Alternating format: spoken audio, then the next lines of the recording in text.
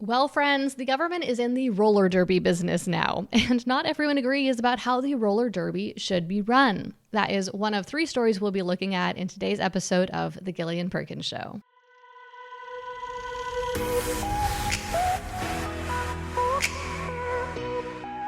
All right, the first story we're going to look at has to do with Alex Jones of Infowars. So a little bit of context, if you're not familiar with what's going on with Alex Jones, back in 2012, there was a school shooting known as the Sandy Hook shooting. Starting in 2012, Alex Jones alleged that this was actually a hoax, that it was done by crisis actors, and it was done to advance gun control laws. And he maintained this position from 2012 up until 2019.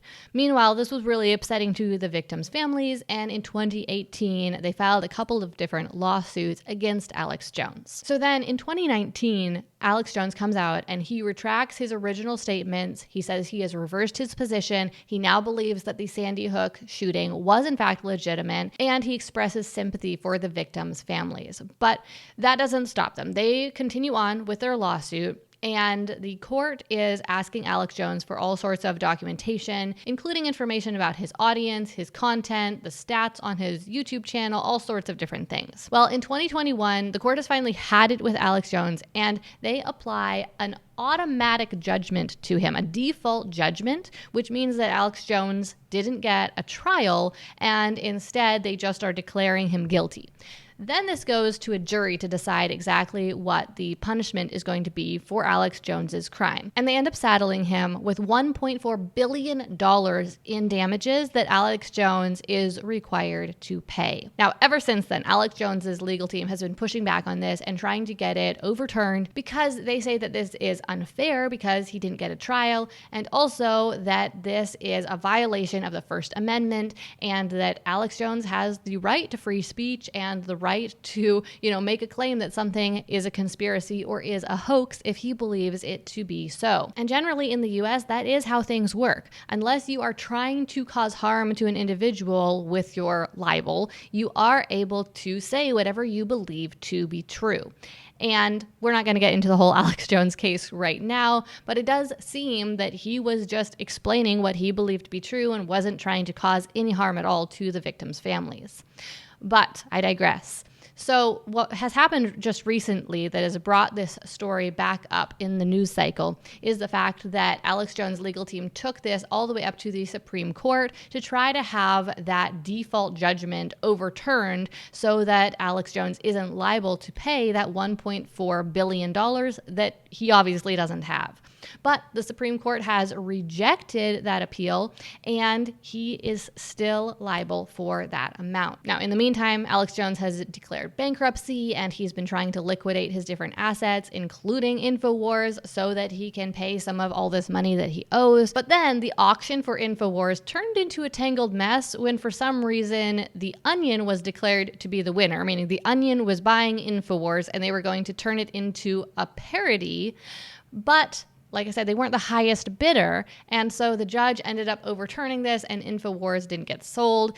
And Alex Jones has said that he is really glad that The Onion was not able to acquire Infowars. So Alex Jones is in a bit of a pickle, to make the greatest understatement ever. People have called this $1.4 billion judgment essentially a financial death penalty, and all because Alex Jones questioned the narrative and questioned whether or not something that was being reported was in fact true. Okay, now let's move on and talk about the roller derby, okay? Because yes, the government has gotten their hands involved in that.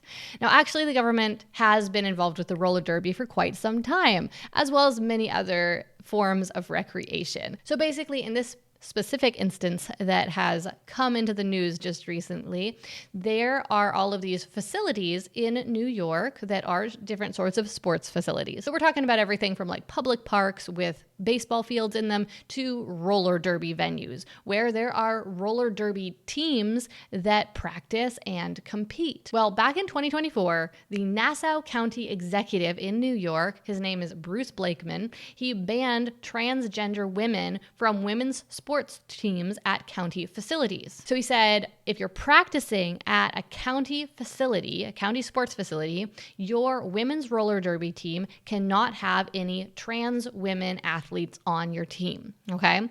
Now, whether you agree with that position or not, whether you think that trans women should be allowed on women's roller derby teams or not, that's really not the issue here. Because let's talk about how this then shaped up. So the very next month after that executive order was put out, the Long Island Roller Rebels and the NYCLU file a lawsuit against this executive order. And that actually works, okay? The Nassau County Supreme Court strikes down this executive order, says it doesn't stand, okay?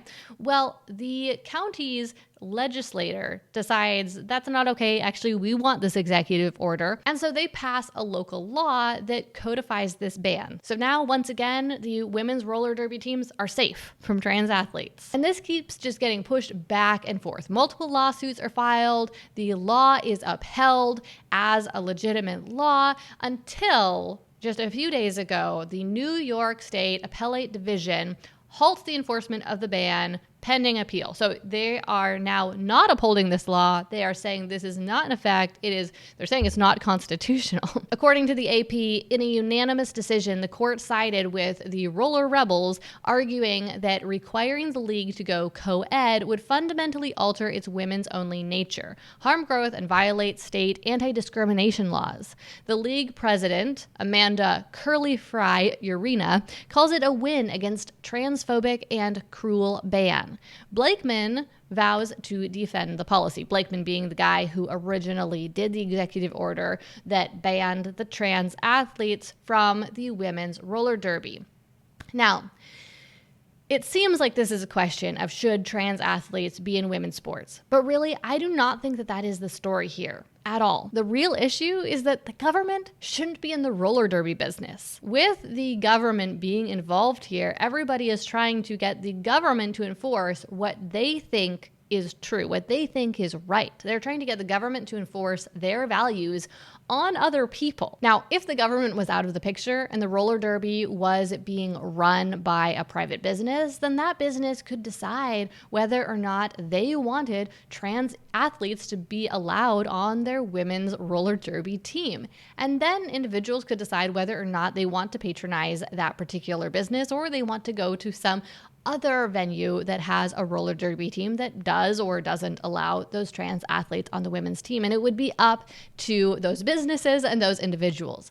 But instead, we have the government trying to be in the roller derby business, and it just isn't working out. And it's turning into such a battle. And that doesn't even get into the issue that we have tax dollars being spent on the roller derby. We're forcing people to pay for the roller derby to have a venue, whether they want the roller derby or not, whether they want trans athletes on the women's roller derby team or not. So why is the government in this business in the first place? All right, now the third story we're going to look at, once again, has to do with free speech. So here's the headline: New York Times, AP, Newsmax, among news outlets who say they won't sign new Pentagon rules. Okay, so what are these new Pentagon rules?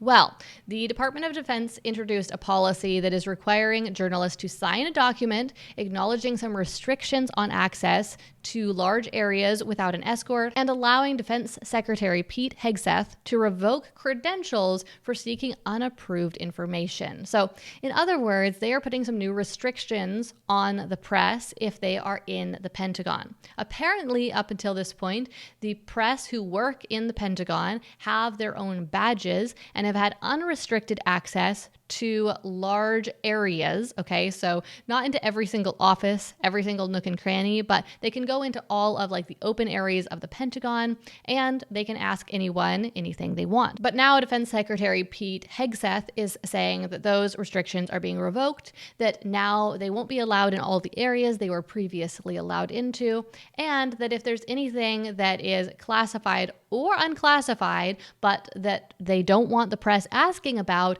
now if a member of the press asks about one of those issues, then they might have their credentials that are allowing them to be in the Pentagon as press revoked. So to be clear, it's not that they won't be able to be a member of the press anymore or report on things at all. It's just that they will be removed from the Pentagon and will no longer have that access. Another change is that now the members of the press who are in the Pentagon will no longer have badges, but instead will have red or orange press passes, which definitely sounds like it will make them stand out a little bit more so that people will notice if maybe they aren't where they are supposed to be. So what do you think? Do you think that these changes are reasonable? It's being quite hotly contested, with some press agencies like New York Times, AP, and Newsmax saying that this violates the First Amendment and that the press should have unrestricted access to the military, to the Pentagon, to the government so that they can report on it. Whereas the Trump administration, and specifically Pete Hegseth, is saying, no, it's totally reasonable that the press shouldn't be able to access our military secrets, especially when there have been some significant leaks in the recent past. So yeah, let me know what you guys think in the comments below. I would love to hear, because clearly there are people on both sides of the issue. What does the First Amendment actually say, by the way? I pulled that up because I wanted to know the exact wording. Here it is. Congress shall make no law respecting an establishment of religion or prohibiting the free exercise thereof, or abridging the freedom of speech or of the press, or the right of the people peaceably to assemble and to petition the government for a redress of grievances. So all it says about the press is that Congress shall make no law respecting an abridgment of the freedom of the press. But that's pretty broad terms, right? Is that to say that Congress must allow the press to do anything and everything they want? Or would it be reasonable to have some restrictions on this? All right, well, that brings us to the end of this episode of The Gillian Perkins Show. If you're new here, well, I am too. This is only episode 5. So please go ahead and subscribe to the channel so you don't miss any of the upcoming episodes. And also, if you enjoyed this episode, then give this video a like. And I would definitely love to see you down in the comments as well. All right, well, that's all I have for you today. So I hope you have a wonderful day, and I'll be back again soon with another one.